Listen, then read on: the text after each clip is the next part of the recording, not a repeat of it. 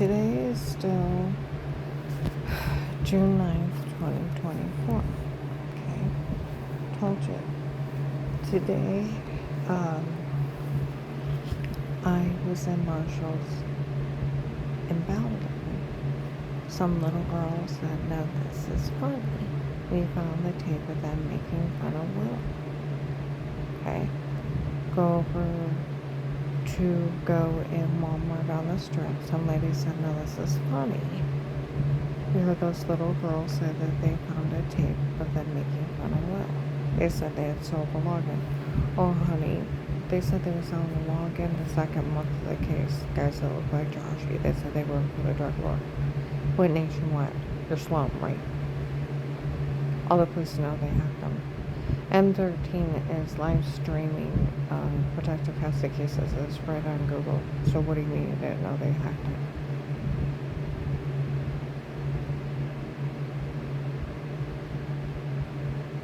it?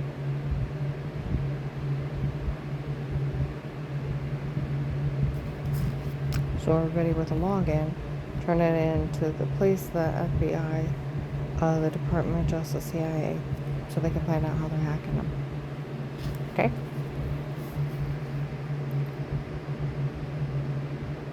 Alright. Moving on. Go to Myers, North Maine. Some teenage kids come in. Whoa, we found the tape where they made fun of Will for this. Boy, he could take care of it. Oh, it's right on Google. You defraud an FBI agent. It's 5 years to 8. Yeah. Where? Let's see. Lighthouse, Katie's sister, Jody, and the cartel. FBI agent John now for the stunt on tape before. Oh, come on now. That FBI agent actually fell for that? You're kidding. John actually fell for it. Oh, come on. That FBI agent actually fell for stunt on tape before. It was only a stunt. Heavy drug being raped. It was only a stunt. Turn a call. He didn't arrest him. So they made a public fool out of him. Is that what's going on? FBI agent John fell for the stunt on tapes before. Ha ha ha ha ha. Is that why they got away with it? Because FBI agent John fell for the stunt on tapes before. Ha ha ha ha ha.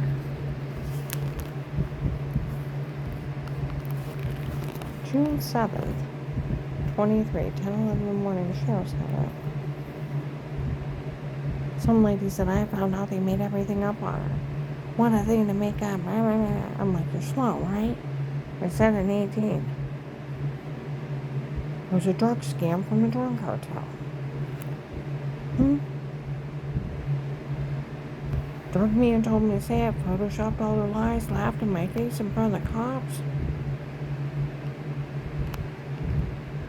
They were doing it before to me, they're laughing at me. They didn't think they were stoppable.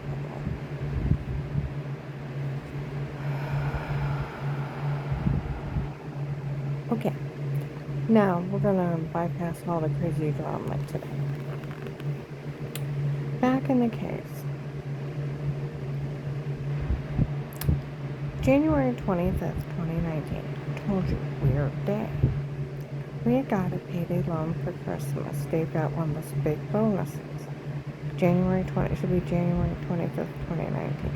I went down and got money out of Wood Forest. Some of those weirdos showed up. Well, you always count your money again, especially if you get a large amount, because money sticks. It protects you in the teller. The guy is behind me. She works for me. She puts that money in her pocket, don't count it. I don't do those kind of jobs. I'm a good girl. Pick up money, shove it in your pocket, don't count it. Don't kind of do those kind of bad things. Nope. Because somebody has you pick up an envelope full of money and you don't count it and take it somewhere, that's really a bad thing. Nope. Don't do that kind of jobs. Okay? Got away from that freak. Now, we all know Dave tore up my shoulder. He chicken winged him. And said on my phone, the cops watched him beat the hell out of me and chicken wing where when I didn't answer my phone. Okay? Emergency report, damage, ribcage damage, and intestines. He should have been arrested. Okay? Well, my shoulder kept locking up. And I was on muscle relaxers. Okay? I went over to the payday loan place, and the guy blew the door open that was coming out, and I caught it with my sore arm, and it's like,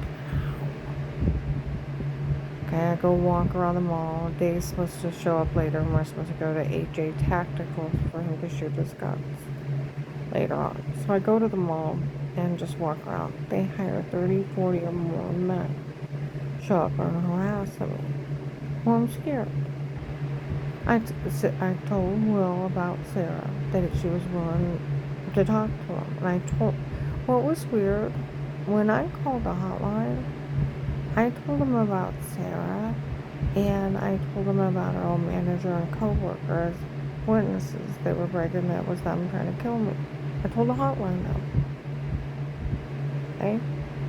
Will wanted a witness, so I told him about Sarah, and I told him I already talked to her. And she was willing to talk to him. Okay? She had his number.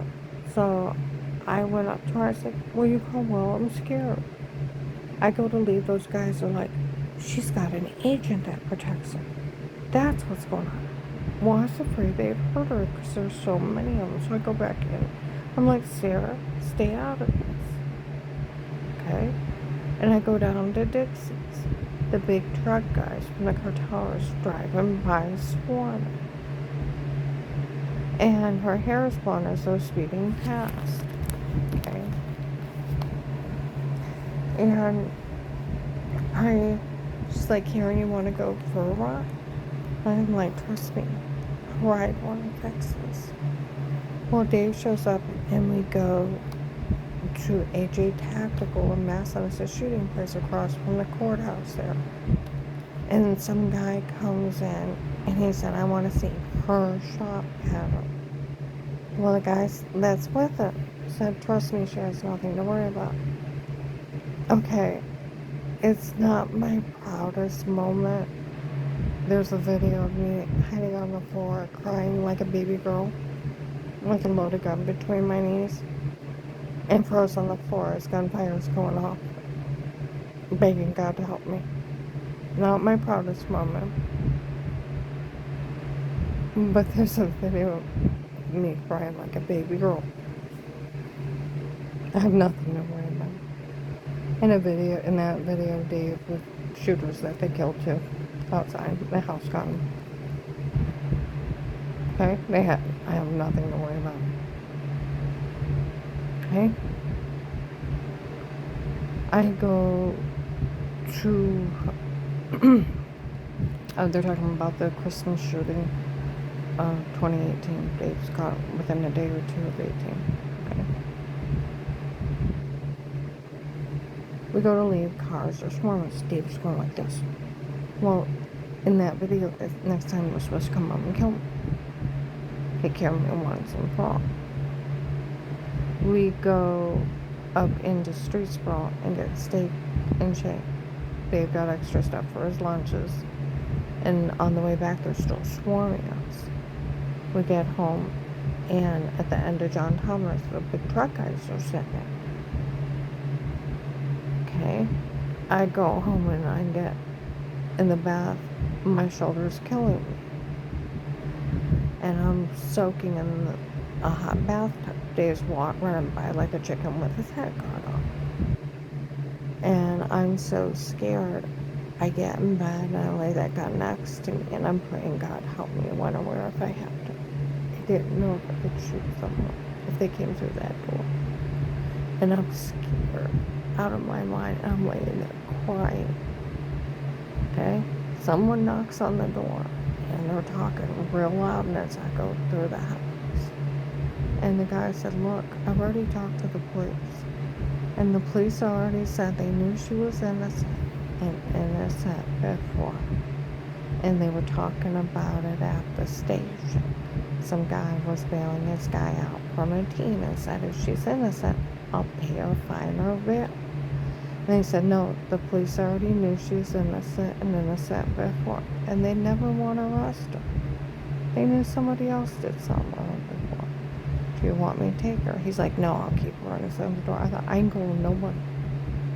Nope. I laid with that gun next to me, cried and prayed all night. By morning, I laid the gun on the floor and fell asleep. I was scared out of my mind. Okay? After that, they had said that guy that bailed this guy out from a team found out some church was trying to have me killed and he thought it was wrong. There was a guy that was saying he was a recruiter and he was paying people to help trying to protect me while I was out. One that nice of him. I've seen him several times, never talked to him. Okay. Before that, they talked about a district attorney. Even the district attorney knows she's innocent. Okay? And he said he's going to make sure that no one ever touches her for what those people did. He even knows she's innocent. And they talked about him, and they act like it was this one African American guy. He's in a nice suit. He came in and sat down next to me in the mall and looked at me. And the men that said they worked for him walked around. A lot in 18 and 19. Okay? Well, you gotta think, it was a drug cartel. People were talking in this Chinese food restaurant. The prosecutor's office has been taking care of this. They said they were human trafficking. Honey, they knew they were human trafficking me in 18. It was the human traffickers running a big drug scam. Nobody drugs anybody but the drug cartel. Serial killers and occults. There's a drug cartel in my home before. Running a big drug scam.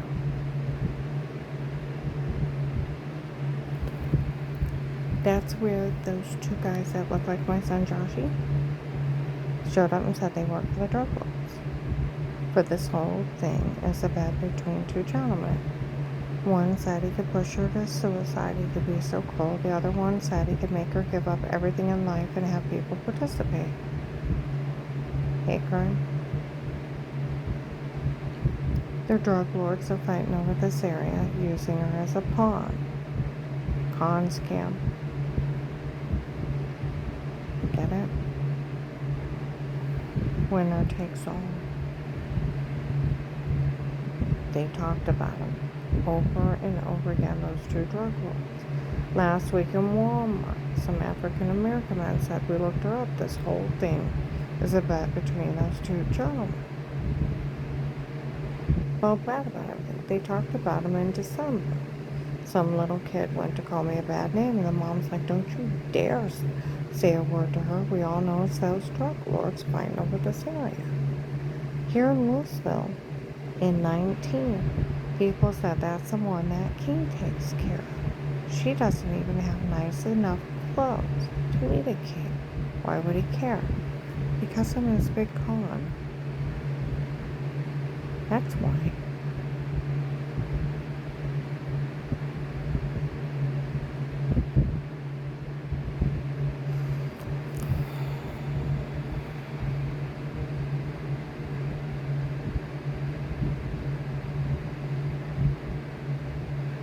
They're fake sodium pentothal reports. In the 70s, they called it slipping somebody a Mickey. Like somebody's something and somebody's drinking them stoned, so they'll say and do whatever they want. 70s. Had LSD and all kinds of crazy crap in the 60s. They sleepwalk. Hallucinate. Now they call it roofing people. Amnesia drugging. Same kind of concept, you're sleepwalking under those drugs. That's where I've talked to police, prosecutor's office, criminal attorneys. I talked to my one friend that used to work at the prosecutor's office. This whole thing's a fraud scheme. Took him 30 seconds. We had bruises you couldn't explain. You're throwing up and almost passing out. They probably were drugging you and beating you and telling you to say stuff. You had all the signs of it. Never talked to anyone. And where they said they put a shower scene in the other room, they probably did. It's clicking and pasting. They made the biggest mistake. They did it in your home. It's a right to privacy over your house. Okay? It's a big fraud scheme. Took them 30 seconds. He said, and as far as that agent, he doesn't have enough authority to ask you to stay quiet. He's only a higher police officer. The police would know that and they can't go along with it. The only thing legal he did on that phone call was list your employment with money and immunity. You get the money for working the case. You stay in immunity for the rest of your life for working that case. Informants are different.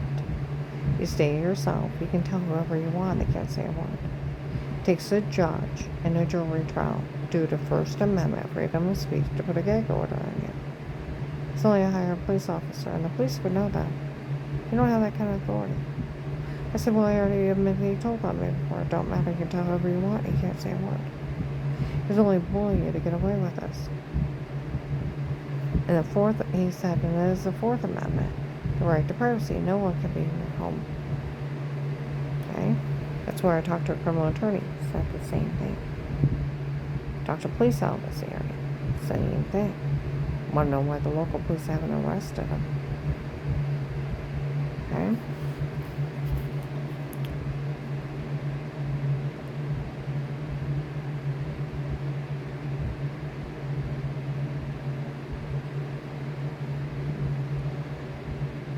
And no sitting judge would ever sign his own arrest warrant of taking your freedom of speech away outside a jury trial.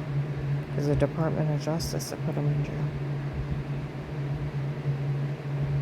It takes a judge to put a gag order on you. I said, well, I already confessed he told on me. Don't matter. The money's for winning the case. And he even told me, you don't realize you're actually in a witness protection program. He said, and the way that agent set it up, and until the FBI puts you in another witness protection program, you will be an informant for life, and you get that money for working the case. He set it up, you couldn't get out.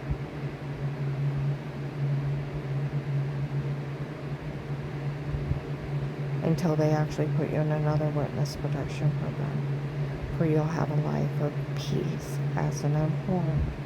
Nothing legally stated, dated against you again. And only for you and only for you would we ever do this for. We'll always put it back as if it never happened. And you can't be legally charged for anything again for working this case. And I opened that account with $5,000 a month, and you have that money to live on when you move out.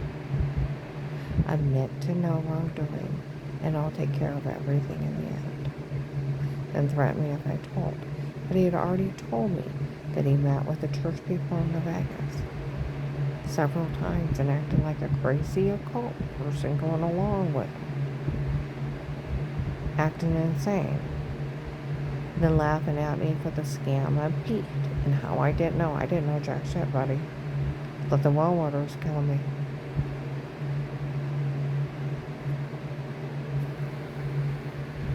And the scam of a crazed doctor selling people's information and some drug cartel guy running around trying to tell people he's a doctor and he's nothing but a drug cartel person.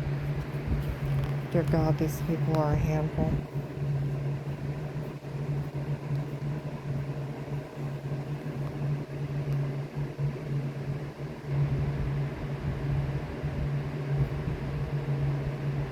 They're a lot of drama.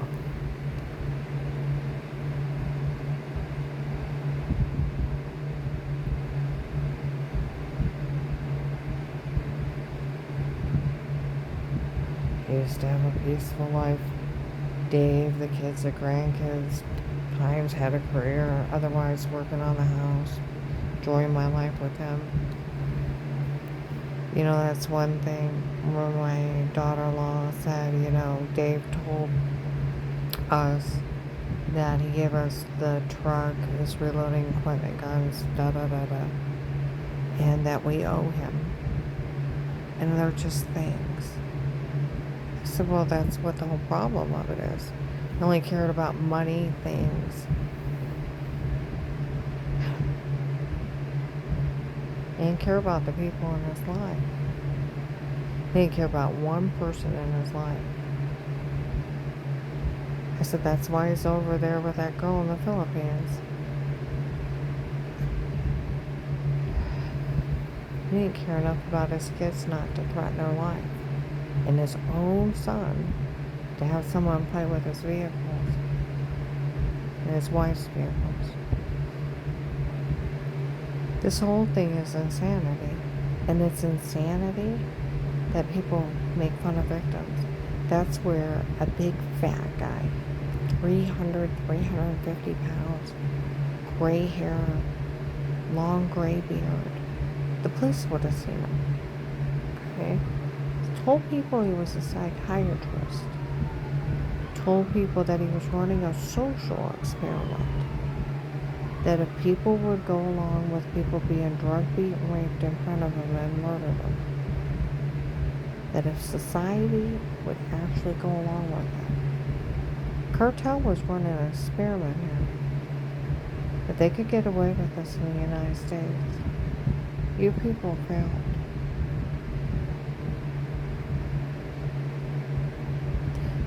I told you, people came up to me. The only way to beat him is to do the right thing. He expects everyone to do the wrong thing. Basically, he thinks no one's honest and no one has integrity. He's banking everything that no one will do the right thing. He banked everything. That's the only way to beat him. See, the whole con is they took my money and stole it. They give me my money, the con's over. Everybody turn them in. Everything you know on these people. March of 23, some of the cops that watched me since 18 came in and yelled in Walmart 62 in March of 23. Come in and yell. We told these people to stay out of this. We interviewed her whole family a long time ago. She's never hurt anyone, and nobody's ever seen anything. And it's some woman trying to make money off this. Somebody from the cartel is trying to pull a fast one. Okay? Same cops, June 24th to July 4th of 21, came in. What are these people talking about? We interviewed her whole family a long time ago. She's never hurt anyone. Girls that dated the drug dealers? Oh my goodness, the boys had a drugger to make her say that stuff. Nobody mentions those tapes again. They'd already admitted in 18. And they tried to pull a fast one in front of the cops. They tried to say they had sodium pentothal reports where they were drugging the hell out of me.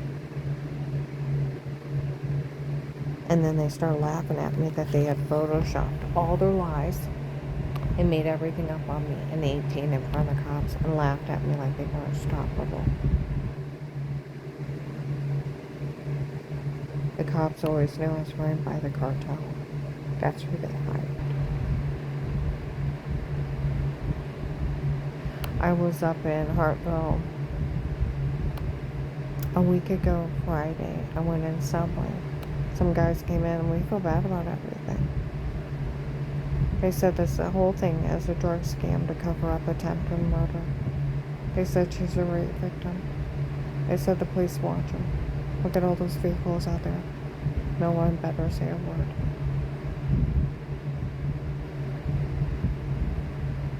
I'm gonna upload this. It's been a day and I'm tired.